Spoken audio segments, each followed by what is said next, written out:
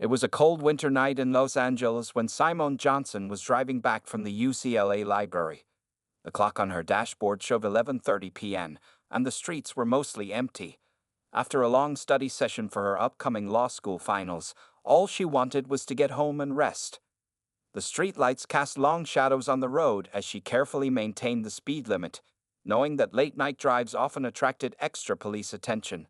Her black BMW, a graduation gift from her father, Dwayne "The Rock" Johnson, purred smoothly as she navigated through the quiet streets of Beverly Hills.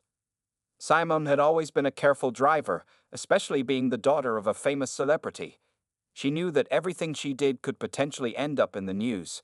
As she stopped at a red light, she checked her rearview mirror and noticed a police cruiser 2 cars behind her. She didn't think much of it, knowing she had done nothing wrong. The light turned green, and she proceeded normally. However, after making a right turn onto Sunset Boulevard, she noticed the police car's lights flashing behind her.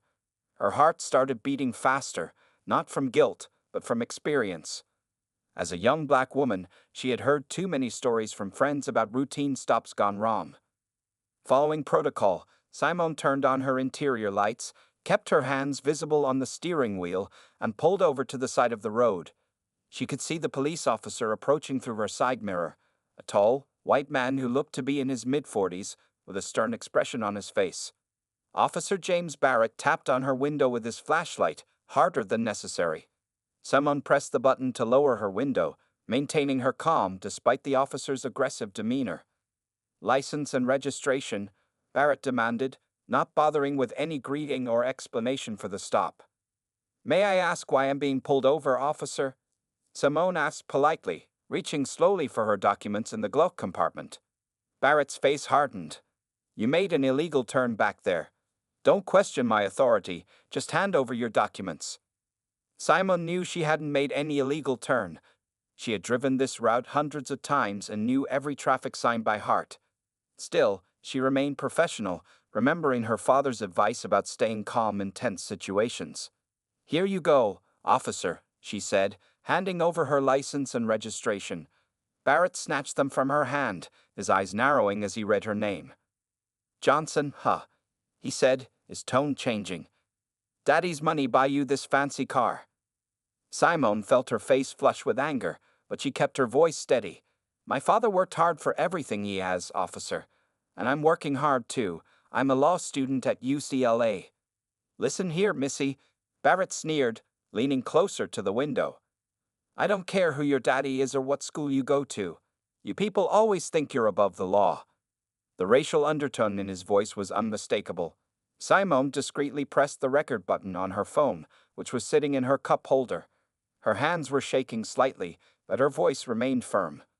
"Officer Barrett," she said, reading his nameplate, "I've done nothing wrong. If you're going to issue a citation, please do so. Otherwise, I'd like to continue my drive home." This seemed to anger Barrett further. "Step out of the vehicle," he commanded, his hand moving to rest on his holster. Simone's heart was pounding now, but she knew her rights. "I don't consent to leaving my vehicle without probable cause, officer. Please tell me what law I've broken." Other cars were passing by slowly, some drivers noticing the tension of the scene. A few had started to slow down, their passengers holding up phones to record what was happening. "I said, step out of the vehicle," Barrett shouted, his face red with anger. He reached for her door handle, but it was locked. Simone kept her hands visible on the steering wheel, her law school training kicking in. "Officer, I'm going to call 911 now. I don't feel safe, and I'd like to request a supervisor." As she reached for her phone, Barrett's expression changed from anger to something more dangerous. The night that had started as a simple drive home from the library was about to turn into something that would shake Los Angeles and the entire nation. The street lights continued to cast their glow on the scene, and somewhere in the distance, a siren wailed. Neither Simone nor Officer Barrett knew it yet, but their lives were about to change forever. To be continued in Part 2. Officer Barrett's face twisted with rage as Simone reached for her phone. In one swift motion, he drew his baton and slammed it against her car window, causing her to jump back in shock. The sound echoed through the quiet street, drawing more attention from passing vehicles. "I said get out," Barrett roared, trying to force her door open. Simon's hands trembled as she dialed 911, pressing the speaker button so everything would be recorded. 911, what's your emergency? The dispatcher's voice came through clearly. This is Simone Johnson. I'm being harassed by Officer Barrett on Sunset Boulevard near Beverly Drive.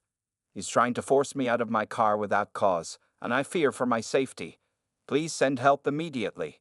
Barrett's face turned an even deeper shade of red when he heard her making the call. You think you're smart? You think your fancy law school education means anything out here on these streets?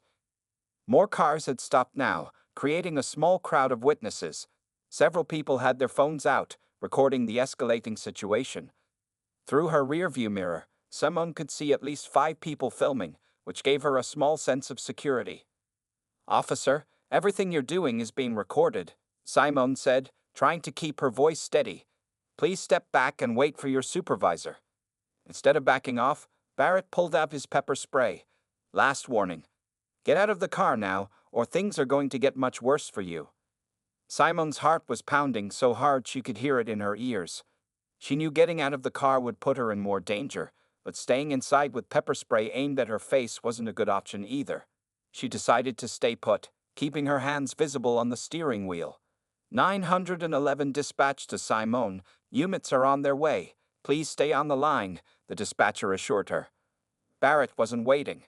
He sprayed the pepper spray through her partially open window. Simone screamed as the burning chemicals hit her face, automatically bringing her hands up to protect herself. In her pain and panic, she accidentally unlocked the door. Barrett seized the opportunity, yanking the door open. He grabbed Simone's arm roughly, trying to pull her out of the car. She resisted, remembering her self-defense training, but Barrett was much stronger. Stop resisting, he shouted, though Simone was only trying to protect herself from being hurt. The crowd grew larger, with voices shouting at Barrett to stop. Someone in the crowd yelled that they were calling Simone's father.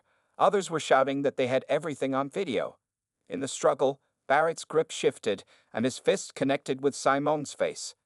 The impact was loud enough for the gathered crowd to gasp collectively. Blood trickled from Simone's split lip as she fell back against her car seat, stunned by the blow. At that exact moment, several things happened at once. Police sirens wailed in the distance, getting closer. Some in the crowd shouted that they were live streaming everything to social media, and Simone's phone, still connected to 911, captured every sound of the assault. Backup units arriving on scene, the dispatcher announced, her voice steady but concerned. 2 police cars pulled up with their lights flashing. The arriving officers, seeing the crowd with phones raised and Barrett's aggressive stance, immediately recognized something was wrong. They quickly moved to separate Barrett from Simone's car. Stand down, Barrett, ordered Sergeant Maria Rodriguez, the first responding officer. Step away from the vehicle now. Barrett finally backed away, his chest heaving with anger. Sergeant Rodriguez approached Simone's car carefully, noting the young woman's condition and the pepper spray residue in the air. Ms. Johnson, are you all right? Rodriguez asked, her voice full of concern. Medical assistance is on the way. Simone could barely see through her tears and the pepper spray, but she managed to nod. Her phone was still recording everything, the 911 operator still listening. As paramedics arrived to treat Simone, news vans began appearing at the scene. The videos taken by bystanders were already spreading across social media like wildfire. Hashtags were trending, and the incident was quickly becoming national news. In his home just 20 minutes away, Dwayne Johnson received multiple calls about what had happened to his daughter. His reaction would set in motion a chain of events that would change not just Barrett's life, but the entire Los Angeles Police Department. To be continued in Part 3. Dwayne Johnson was in his home gym when his phone started buzzing nonstop. The first call he ignored, focused on his late-night workout. But when 5 calls came in rapid succession, including one from Simone's emergency contact number, his paternal instinct kicked in immediately. What happened to my daughter? He demanded, answering the latest call. His massive hands gripped the phone tightly as he listened to the rushed explanation from Simone's friend who had seen the live stream. Within minutes, Dwayne was in his black SUV, racing towards Sunset Boulevard. His security team followed in another vehicle, but he barely noticed them. His mind was filled with images of Simone, his beautiful, intelligent daughter, being assaulted by someone who had sworn to protect and serve. When he arrived at the scene, it looked like a media circus. News vans lined the street, their bright lights illuminating the night. A crowd of onlookers had gathered behind police tape, and smartphones were pointed in every direction. But Dwayne only had eyes for the ambulance where paramedics were treating his daughter.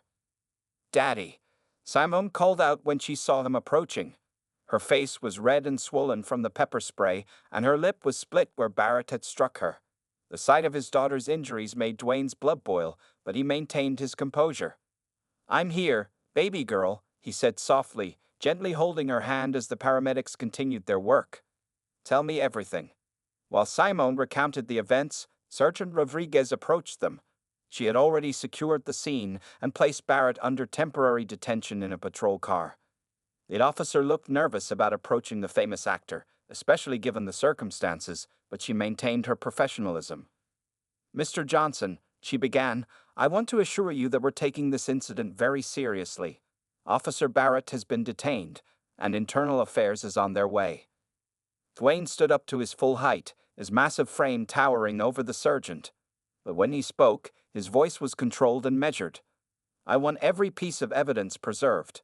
Every video, every witness statement, every second of dispatch recording. My daughter is a law student, and I have the best lawyers in the country on speed dial. This ends tonight." Meanwhile, Barrett sat in the back of the patrol car, watching as more police vehicles arrived. Internal Affairs investigators stepped out of an unmarked car, and he knew his career was probably over. But instead of showing remorse, he sat there with a defiant look on his face. News reporters were already broadcasting live from the scene.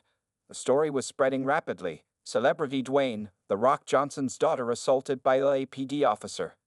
Social media was exploding with the videos taken by witnesses, each showing Barrett's aggressive behavior and the unnecessary escalation of violence. Dwayne pulled out his phone and made several calls. Within 30 minutes, a team of high-powered civil rights attorneys was on their way. He also called his publicist, not to manage the story, but to help spread it. This wasn't going to be swept under the rug. "Mr. Johnson," one reporter called out, pushing through the crowd, "do you have any comment about what happened to your daughter?"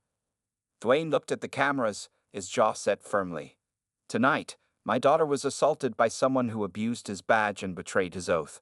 But we're not just fighting for Simone. We're fighting for every person who has ever faced police brutality. This stops now." As the night progressed, more details about Barrett's past began to emerge. Anonymous officers started coming forward with stories of his previous racist comments and aggressive behavior. Records showed multiple complaints filed against him, all mysteriously dismissed or buried. Simone, despite her injuries, insisted on giving a statement to Internal Affairs right there at the scene. Her legal training kicked in as she provided a detailed account of every violation of police procedure Barrett had committed. By midnight, the incident had become national news. Civil rights leaders were already planning to fly into Los Angeles. Police reform activists were organizing protests. And in the middle of it all, Dwayne Johnson stood by his daughter's side, his presence both a comfort to her and a warning to those who thought this incident would be handled quietly. The night wasn't over yet, and the real battle for justice was just beginning. To be continued in Part 4. The next morning, Los Angeles woke up to a city in turmoil. The video of Barrett assaulting Simone had gone viral, reaching millions of views overnight. News helicopters circled above the LAPD headquarters where hundreds of protesters had already gathered, holding signs demanding justice. Inside the Johnson family's Beverly Hills home, Dwayne sat at his kitchen table with a team of lawyers, civil rights leaders, and family members. His expression was stern as he reviewed the footage from multiple angles, each view making his anger rise again. "We've uncovered 15 previous complaints against Barrett," said Marcus Thompson, the lead civil rights attorney. 3 of them involved similar incidents with young black women. All were swept under the rug. Simone, her face still showing signs of the previous night's assault, sat next to her father. Despite her injuries, she was fully engaged in the discussion, taking notes and offering legal insights from her law school training. "The department will try to protect him," she said, wincing slightly as she spoke through her swollen lip. "They always do. But this time, we have something they can't ignore: clear video evidence and witnesses." Meanwhile, at the LAPD headquarters, Police Chief Williams was facing a media storm. Camera flashes lit up the press room as he stepped up to the podium. "Officer Barrett has been suspended without pay pending a full investigation," he announced, his voice tense. "The Los Angeles Police Department does not condone racial profiling or excessive force. We are cooperating fully with Internal Affairs and the District Attorney's Office." But the chief's words rang hollow as more damaging information emerged. A former police officer anonymously released documents showing that Barrett had been previously reported by his own partners for racist comments and aggressive behavior, but the complaints had been ignored by supervisors. By afternoon, Barrett's police union lawyer was fighting a losing battle. The union, usually quick to defend officers, was unusually quiet. The overwhelming video evidence and the high-profile nature of the case made their usual tactics ineffective. Social media exploded with support for Simone. Hashtag Justice for Simone and hashtag BajanoteleSense became trending topics worldwide. Celebrity friends of Dwayne Johnson began posting messages of support, bringing even more attention to the case.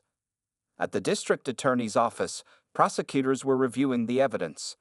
The 911 call recording, combined with multiple video angles and witness statements, painted a clear picture of police misconduct. They knew they needed to act fast to prevent further unrest in the city. Dwayne received a call from the mayor's office, offering a private meeting to discuss the incident. But he declined, insisting that any discussions about police reform should be public and include community leaders. "This isn't about making deals behind closed doors," he told his legal team. "This is about changing the system that protected Barrett for years while he abused his power." Simone, despite her father's concerns, insisted on making a public statement. That afternoon, she stood before the media, her law school training evident in her composed delivery. "What happened to me happens to people across this country every day," she said, her voice strong despite her injuries. "The only difference is that my father is famous, and everyone was watching. We're going to use this moment to fight for those who don't have the same platform." As evening approached, Barrett was called in for questioning by Internal Affairs. His arrogance from the previous night had disappeared as he faced investigators with years of experience breaking down police misconduct. "We have footage of you using excessive force," the lead investigator said, playing the videos on a screen. "We have witnesses. We have your history. Start talking." Back at the Johnson home, Dwayne received word that the district attorney was preparing to file criminal charges against Barrett. It was faster than usual, but the overwhelming evidence and public pressure had forced their hand. "This is just the beginning," Dwayne told Simone as they watched the news coverage together. "We're not just going after one bad officer. We're going to expose the whole system that protected him." The sun set on Los Angeles with protesters still surrounding police headquarters, news vans parked on every corner, and social media continuing to explode with support for the Johnsons. But in their home, father and daughter were already planning their next moves in what would become a landmark case for police accountability. To be continued in Part 5. 3 days after the incident, the Los Angeles District Attorney's Office held a press conference that shook the city. Standing before a wall of cameras, District Attorney Sarah Chen announced criminal charges against Officer James Barrett. "Based on overwhelming evidence, we are charging Officer Barrett with assault under color of authority, filing false police reports, and civil rights violations," Chen declared. "The videos show a clear abuse of power that cannot be ignored." Inside the Johnson family's private screening room, Dwayne and Simone watched the announcement with their legal team. Simone's physical injuries were healing, but the emotional impact remained. Still, she sat straight-backed and focused, taking detailed notes. "They're bringing serious charges," Marcus Thompson explained. "We've uncovered something bigger. Barrett wasn't acting alone. We found evidence of a group of officers who've been covering for each other for years." Dwayne leaned forward, his massive frame casting a shadow across the conference table. "How deep does this go?" "We've identified at least 12 officers and 3 supervisors who systematically buried complaints," Thompson replied, spreading photographs across the table. Barrett was just the tip of the iceberg. Meanwhile, at the police station, Barrett's former colleagues were scrambling. Internal Affairs investigators had seized computers and phones, discovering a network of text messages revealing a pattern of racial profiling and cover-ups. Sergeant Mike Collins, one of Barrett's main protectors, was called in for questioning. Facing the evidence, he quickly broke down and started naming names, hoping to save himself. Barrett was untouchable because he knew too much, Collins admitted. We all covered for each other. That's how it worked. The story took an even darker turn when investigative journalists uncovered Barrett's social media history. Private posts showed years of racist comments and connections to extremist groups. The LAPD's failure to screen or monitor their officers became glaringly apparent. Dwayne Johnson's influence in Hollywood brought unexpected allies. Major studio executives and celebrities began donating to a legal fund for victims of police brutality. Simone, despite still recovering, worked with lawyers to establish a foundation that would provide legal support to similar cases. We're calling it the Badge of Justice Foundation, Simone announced at a press conference. Its mission is to support victims of police misconduct and push for real reform. What happened to me was terrible, but it's given us a platform to help others. The investigation expanded rapidly. Internal Affairs discovered that Barrett and his network had been involved in dozens of similar incidents. Most victims had been intimidated into silence, or their complaints had been buried by sympathetic supervisors. One afternoon, as Dwayne was leaving his gym, he received an unexpected call. It was Barrett's wife. My husband was wrong, she said, her voice shaking. I've watched him change over the years, become more angry, more hateful. I have videos of him bragging about what he's done to other people. I want to do the right thing. This new evidence proved to be devastating. The videos showed Barrett and other officers laughing about their abuse of power, mocking their victims, and discussing how they covered their tracks. The police chief, facing mounting pressure, announced a complete overhaul of the department's oversight procedures. Body camera requirements would be stricter, complaint investigations would be handled by an independent board, and psychological evaluations would be mandatory every 6 months. Simone, putting her legal education to use, worked with reform advocates to draft new legislation. The Johnson-Barrett Act would create stricter accountability measures for law enforcement across California. We're turning this pain into purpose, she told reporters. Every officer who thinks their badge gives them the right to abuse power needs to know that they'll be caught and punished. As the sun set over Los Angeles that evening, Dwayne and Simone sat on their balcony, looking out over the city lights. The case had grown far beyond their personal fight for justice, becoming a catalyst for genuine change. You know what, Dad? Simone said, touching her healing lip. Barrett thought he was showing his power that night. Instead, he showed everyone exactly what's wrong with the system. And now we're going to fix it. Dwayne nodded, proud of his daughter's strength and wisdom. The battle wasn't over, but they had already accomplished more than anyone expected. The next phase would be even more challenging, but they were ready. To be continued in Part 6. 1 week after the charges were filed, James Barrett sat in his holding cell at the county jail, a far cry from his days patrolling the streets of Los Angeles. His police uniform had been replaced by an orange jumpsuit, and his arrogant smirk had disappeared. The evidence against him was mounting daily. Barrett's wife had turned over years of home videos showing him boasting about abusing his power. Former victims were coming forward, emboldened by Simone's case, each with their own horrifying stories of encounters with him. In the courthouse, Simone sat with her legal team, reviewing testimonies. Her facial injuries had mostly healed, but she carried herself with a new kind of determination. She had decided to take an active role in the prosecution, using her legal training to help build the case. We've identified 23 victims so far, she told her father during their lunch break. Some of these cases go back 5 years. Barrett targeted young minorities, especially women, knowing the system would protect him.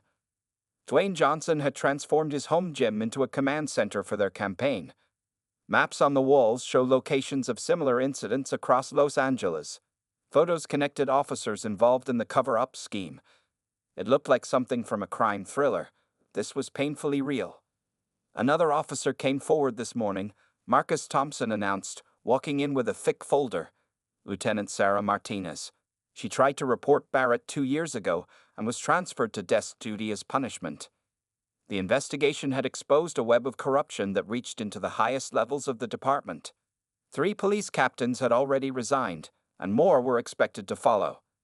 Meanwhile, Barrett's former colleagues were turning against him, Officer Mike Peterson, who had worked with Barrett for 3 years, agreed to testify about what he had witnessed. "I saw him plant evidence," Peterson admitted during his deposition. "He would brag about it later, saying these people deserved it. I was too scared to report him. I knew what happened to officers who broke the blue wall of silence." The media coverage remained intense. News channels ran special reports about police corruption, featuring interviews with Barrett's victims. Social media campaigns kept the pressure on, with millions demanding reform. One afternoon, as Dwayne was leaving a meeting with reform advocates, he received an unexpected visitor. It was Barrett's teenage daughter. "My father, he wasn't always like this," she said, tears in her eyes. "Something changed in him over the years. He became angry, hateful. What he did to your daughter. I'm so sorry." The girl's words reminded everyone that the impact of corruption reached beyond just the direct victims. Families were being torn apart, reputations destroyed, and trust shattered. Simon's Badge of Justice Foundation was flooded with calls from across the country. Similar cases were being uncovered in other cities, and victims were finding the courage to speak up. "We're creating a database," Simon explained to a group of law students who have volunteered to help. "Every incident, every cover-up, every officer involved. This isn't just about Los Angeles anymore." The LAPD announced major changes. Body cameras would now upload footage directly to an independent server. Complaint investigations would be handled by civilian oversight boards. Psychological evaluations would become mandatory. Barrett's trial date was set, but the prosecution wasn't just targeting him. The entire network of corrupt officers would face justice. The thin blue line that had protected them for so long was finally breaking. One evening, as Dwayne and Simon reviewed case files, they received news that Barrett wanted to make a deal. "He's offering to testify against everyone involved," Marcus Thompson explained. "Names, dates, incidents, everything." But Simon shook her head. "No deals. He needs to face full consequences. This isn't about revenge. It's about justice and changing the system." The sunset cast long shadows through the windows as father and daughter discussed their next steps. The case had become bigger than either of them had imagined, but they were committed to seeing it through. "You know what, Dad?" Simon said, looking at the wall of evidence they had collected. "Barrett thought he was untouchable because of his badge. Now that badge is going to help us change everything." Phase 1 of their fight was nearly complete. Barrett would face justice, but the bigger battle, reforming the entire system, was just beginning. To be continued in Part 7. The day of Barrett's trial arrived with intense media coverage. News vans lined the courthouse steps, and protesters gathered with signs demanding justice. Inside, the courtroom was packed as Barrett, now thinner and pale from his time in jail, sat at the defendant's table. Simon took the witness stand first. Her voice remained steady as she recounted that night, describing every detail of Barrett's assault. The jury watched intently as video evidence played on screens, showing multiple angles of the incident. "He didn't just attack me," Simon testified. "He attacked the very principles of justice he swore to uphold. And he did this knowing he had protection from others within the system." Throughout her testimony, Dwayne sat in the front row, his massive frame tense with controlled emotion. He watched as his daughter transformed her trauma into a powerful statement against police brutality. Barrett's former partner, Officer Rodriguez, testified next. Barrett had a routine, he revealed. He targeted specific types of people, knowing complaints wouldn't stick. The system was rigged to protect officers like him. During the lunch break, Dwayne received a call from the governor's office. The Johnson-Barrett Act, drafted by Simon and her legal team, was gaining support in the state legislature. It would create the strongest police accountability measures in the country. "Your daughter's case has become a turning point," the governor's aide explained. "We have bipartisan support for reform now. People want change." Back in court, the prosecution presented Barrett's history of misconduct. Text messages, videos, and testimony from his wife painted a picture of a man who had abused his power systematically over years. Barrett's defense team tried to paint him as a stressed officer who made a mistake, but the evidence was overwhelming. His own text messages bragging about targeting minorities were particularly damaging. During a tense moment, Barrett finally cracked. Standing up suddenly, he shouted at Simon, You people think you're so special. You deserve what you got." The outburst shocked the courtroom. The judge immediately called for order, but the damage was done. Barrett had revealed his true nature in front of the jury. Outside the courthouse, Simon's Badge of Justice Foundation had set up a support center for other victims of police brutality. People lined up to share their stories, many speaking out for the first time. "Your courage gave us strength," one young woman told Simone during a break. "After seeing you stand up to Barrett, I knew I had to tell my story too." The trial lasted 2 weeks. Evidence mounted daily as more officers came forward, breaking the code of silence. The corruption network that had protected Barrett for years was finally exposed. On the day of closing arguments, the courthouse was packed. Dwayne sat with his arm around Simone as they listened to the prosecutor's final words. "This case isn't just about one night or one officer," the prosecutor declared. "It's about a system that allowed corruption to flourish, a system that needs to change." Barrett's lawyer tried to argue for leniency, but his client's outburst and the mountain of evidence made it a hopeless task. The jury took only 4 hours to reach their verdict. As they filed back into the courtroom, Simone gripped her father's hand tightly. "In the case of the People versus James Barrett, on the charge of assault under color of authority, we find the defendant guilty." The verdicts continued, guilty on all counts. Barrett's face turned ashen as he realized his career and freedom were over. But the impact of the case reached far beyond one guilty verdict. The exposure of systemic corruption had sparked real change. The police department was being reformed, new laws were being passed, and victims were finding their voices. That evening, Dwayne and Simone held a press conference on the courthouse steps. Surrounded by supporters and other victims, they announced new initiatives by their foundation. "Today's verdict is just the beginning," Simone declared. "We're going to continue fighting until every police department in this country understands that a badge is a symbol of trust, not a license for abuse." As the sun set over Los Angeles, father and daughter stood together, their fight for justice transforming into a nationwide movement for change. Barrett's attempt to intimidate one young woman had instead sparked a revolution in police accountability. To be continued in Part 8. 1 year after Barrett's conviction, Dwayne and Simone Johnson stood together at the governor's mansion in Sacramento. They were there to witness the signing of the Johnson-Barrett Act, a comprehensive police reform bill that would change law enforcement across California. Barrett himself sat in a state prison cell, serving a 15-year sentence. His case had triggered a domino effect. 12 other officers had been convicted, 3 police captains were facing corruption charges, and dozens more had resigned under investigation. "This law wouldn't exist without Simone's courage," the governor announced before signing. She turned a moment of injustice into a movement for change. Simone, now in her final year of law school, had become a powerful voice for police reform. Her Badge of Justice Foundation had helped hundreds of victims and pushed for changes in police departments across the country. "When Barrett assaulted me that night, he thought he was showing his power," Simone addressed the crowd. Instead, he revealed the weakness in a system that protected bad officers. "Today, we're fixing that system." The new law required immediate suspension of officers involved in misconduct, created an independent review board for complaints, and established mandatory psychological evaluations.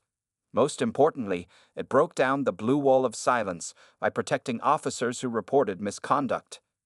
Dwayne watched proudly as his daughter spoke. The incident that could have broken her had instead made her stronger. She was already being called the people's lawyer by the media. Back in Los Angeles, the police department had undergone a complete transformation. New leadership, stricter oversight, and better training had created positive changes. Officer complaints had dropped by 60% in just 1 year. At the prison, Barrett had written a letter requesting to meet with Simone. She considered it carefully before agreeing, knowing this could bring final closure. "I was wrong," Barrett admitted during their meeting, looking old and defeated in his prison uniform. "I let power corrupt me. I became everything I once swore to fight against." Simone listened calmly, no longer afraid of the man who had once attacked her. "Your actions caused pain to many people," she replied, "but they also led to changes that will help countless others." The Badge of Justice Foundation had expanded to offices in 10 cities. They were helping reform police departments, supporting victims, and training a new generation of civil rights lawyers. That evening, Dwayne hosted a celebration at his home. Civil rights leaders, reform advocates, and victims who had found justice gathered together. The mood was both victorious and determined. Much had been accomplished, but work remained. When I was attacked, I had resources and support that many victims don't have, Simon told the gathered crowd. Our mission is to make sure everyone has access to justice, regardless of who they are. The foundation announced new initiatives: a scholarship program for law students committed to civil rights, a support network for whistleblower officers, and a nationwide database tracking police misconduct. As the sun set over Los Angeles for the last time in our story, Dwayne and Simone stood on their balcony, reflecting on the journey that had brought them here. "You know what, baby girl?" Dwayne said, hugging his daughter. "When I rushed to help you that night, I wanted to solve everything with my fists. But you showed me a better way, using the law to create real change." Simone smiled, looking out at the city lights. "Barrett thought he could break me because of his badge. Instead, he helped us create a world where badges mean what they're supposed to: protect and serve." The story of Barrett's assault had become more than just another case of police brutality. It had sparked a movement, changed laws, and inspired others to speak up. Most importantly, it had shown that justice, while sometimes slow, was possible when people stood together against corruption. As night fell on Los Angeles, the city was different from 1 year ago, not perfect, but better.